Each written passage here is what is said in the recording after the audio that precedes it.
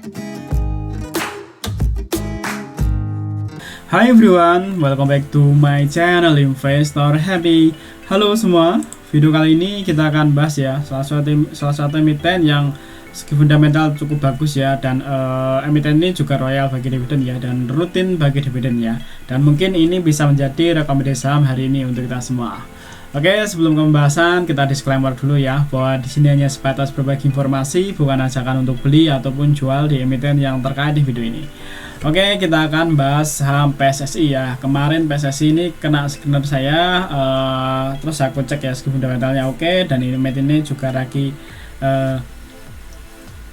sering ini ya, rutin bagi dividen ya, dan ya akan coba lihat ya, kita coba lihat. Dan kalau rumornya ini akan ada kerjasama ya dengan perusahaan metal ya, metal terbesar di Indonesia ya, PSSI ini ya, tapi masih rumor guys ya, nanti kita buktikan di masa akan datang ya.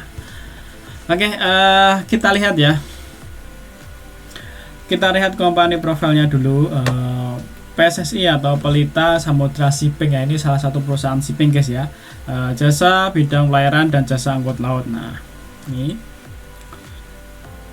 kita lihat dulu ya untuk shareholdernya ya. Nah pertama pengendali Indo Prima Marine ya, ini sebagai pendali pegang 43,82% ya, ini cukup banyak. Terus berikutnya ada Kendilo PT Limited ya, ini pegang 26,906%.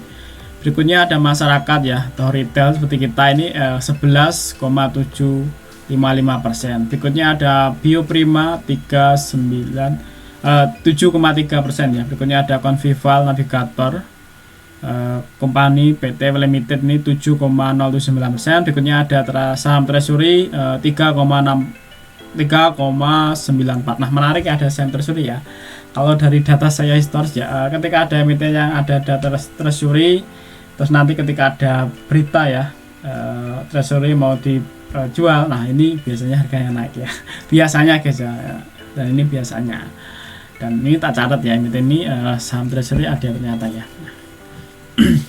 Oke, kita lihat dulu untuk company composition-nya ya. Untuk retail realnya cuma 1,94 ya. Ini di sini ya. Retail sebagai lokalnya ya. 1,94 ya. Sisanya perusahaan ya, 54.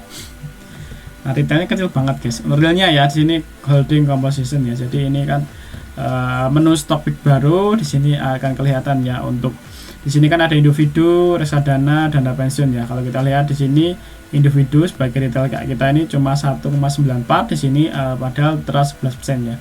Jadi kemungkinan ya di masa kali ini ada beberapa perusahaan ya. Jadi nggak nyampe 5%, jadi nggak nongol.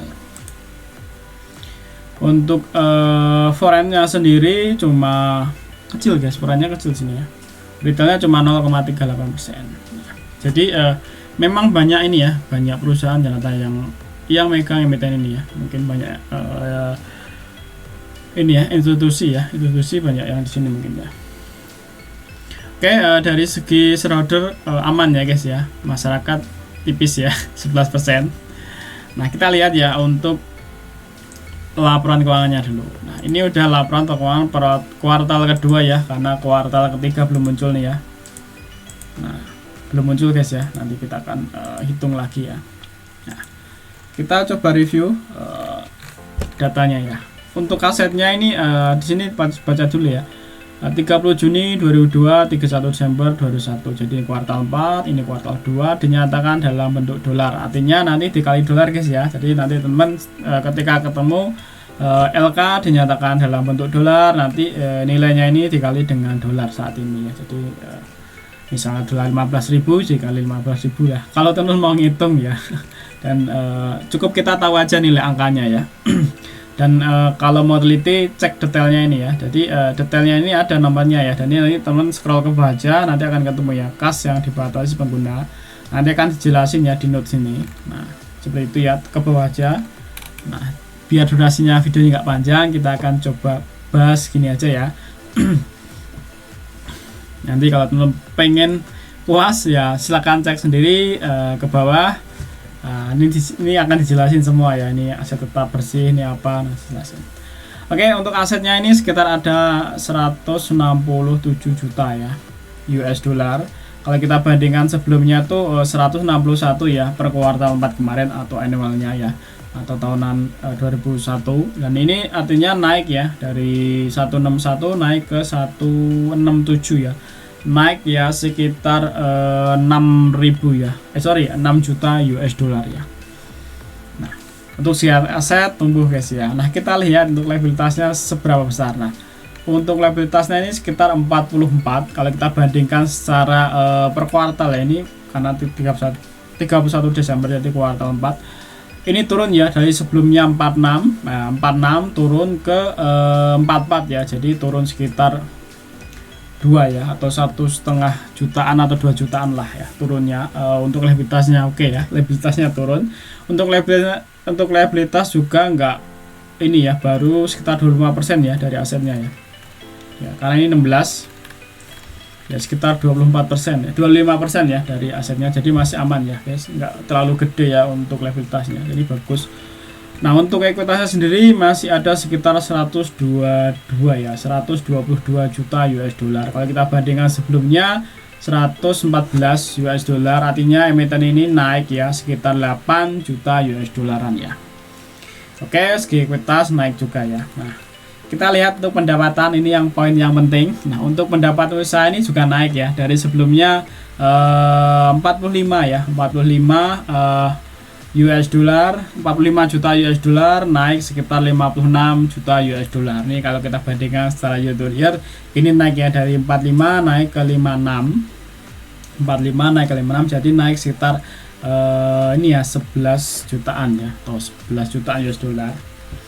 Oke, untuk pendapatan usaha naik ya. Nah, kita tinggal lihat untuk laba bersihnya berapa sih. Nah, untuk laba bersihnya ini naik ya, dari sebelumnya 7,7 ya, kalau kita bandingkan secara year to year-nya ya, 7,7 juta US dollar naik ke 19 ya, naik ke 19 juta US dollar. Artinya ini naik sekitar 150%-an ya. Nah, 150%-an untuk kenaikan. Nah, untuk labanya ya, untuk labanya ini dari sebelumnya ya, untuk IPS-nya, laba bersih per saham atau IPS-nya ini sebelumnya 0,0013 naik ke 0036, jadi naik sekitar 200% ya guys. Untuk kenaikannya sekitar 200% ya untuk laba ini ya, 300% malah ya. Sekitar 300%, karena 300% kurang lah, sekitar 250-an lah. Nah, 150% ya untuk kenaikan dari IPS-nya sendiri ya.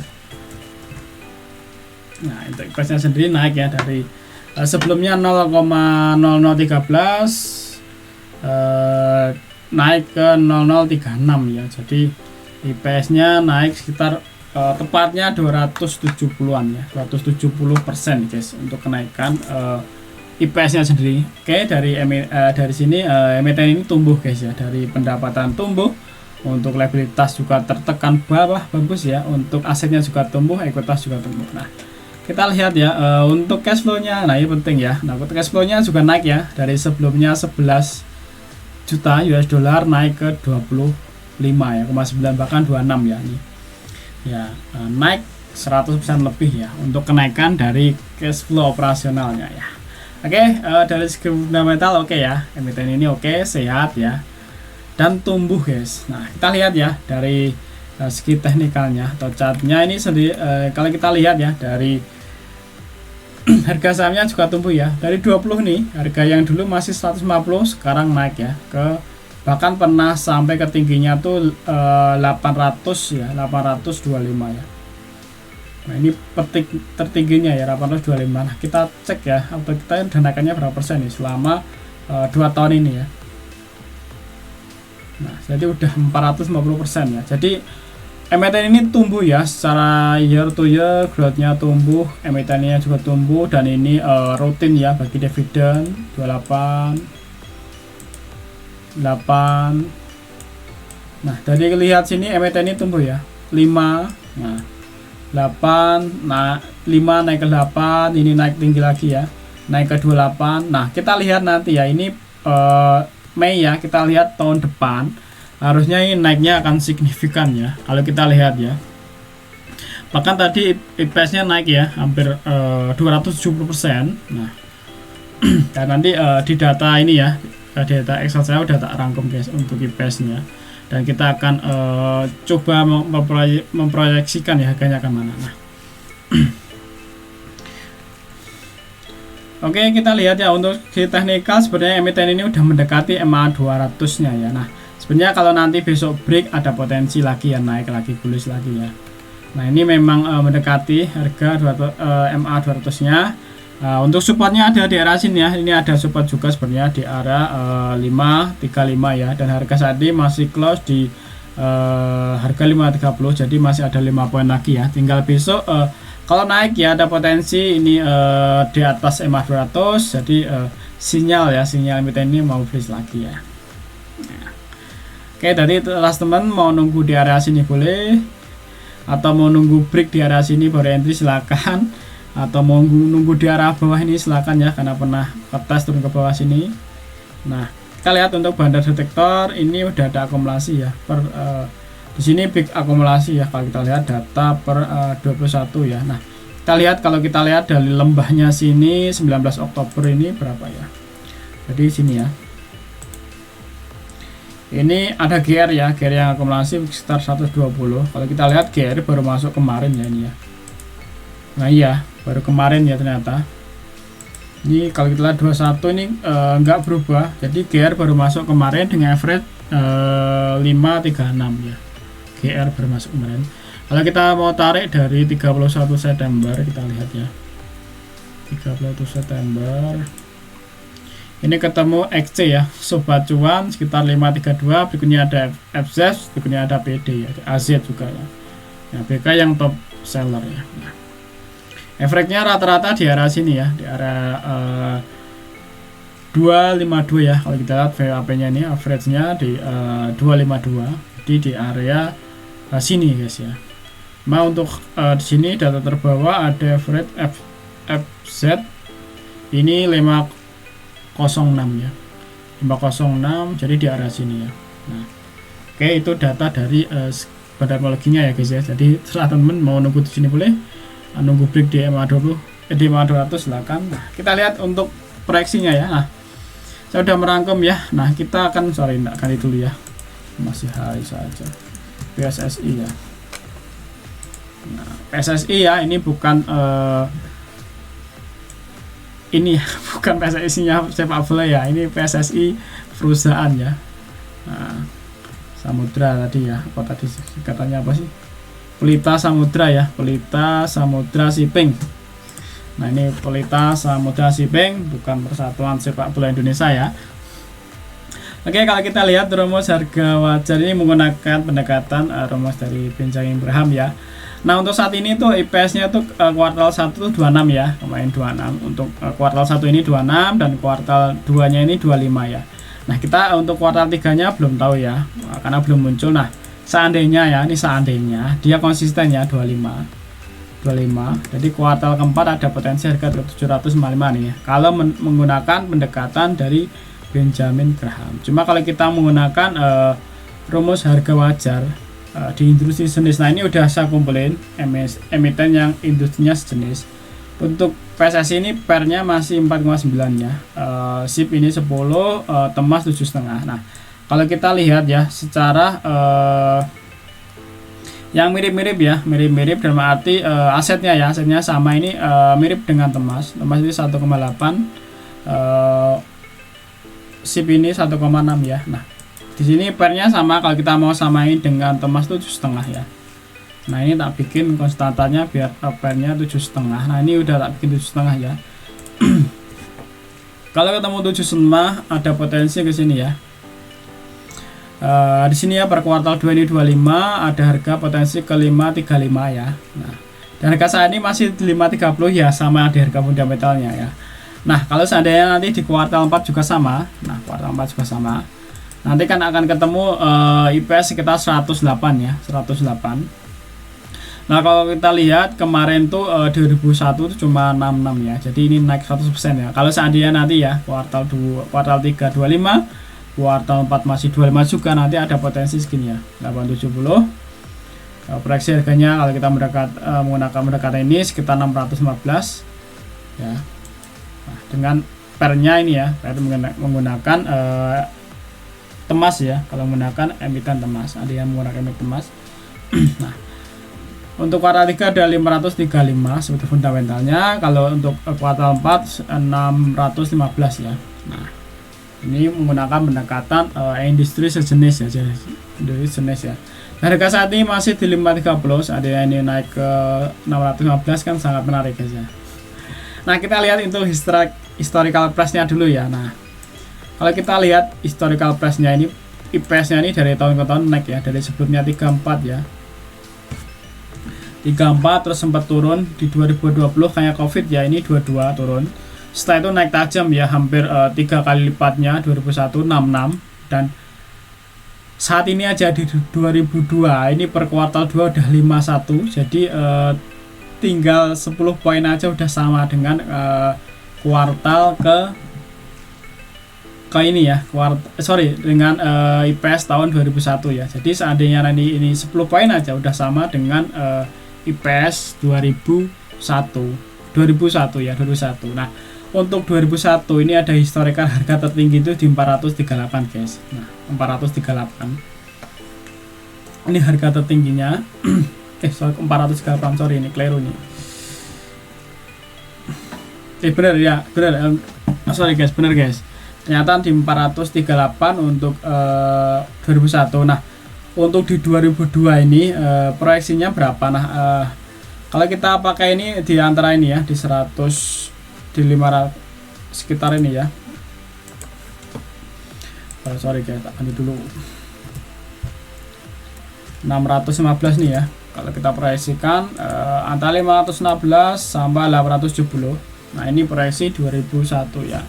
Dan sampai kuartal keempat ya. Seandainya nanti ini positif ini ya, 25 ya guys ya. Nah, kita lihat ya untuk chartnya aja di 2022 ini pernah tinggi sampai saat ini ya, 858 ya. Ini padahal IPS-nya cuma 28 ya. Ini per kemarin guys ya. Jadi ini IPS-nya ini kan dibagikan di 2001 ya. Dia pernah naik sampai 800 ini ya. Karena ini dividennya, setelah bagi dividen harganya naik ya. Bahkan sebelum pembagian dividen ini peak sampai 800-an ya. Dan seandainya nanti positif ya, 10 poin aja, sama aja. Nah, ini ada potensi naik ke 800 tadi guys ya. Oke guys ya, untuk reviewnya dari segi fundamental emiten ini sehat ya. Emiten ini sehat, IPS-nya naik ya sekitar 270%. Nah, IPS-nya naik 270%. Emiten ini juga rajin bagi dividen ya. Dividen. Untuk proyeksi harganya sekitar 615 sampai 870 guys ya.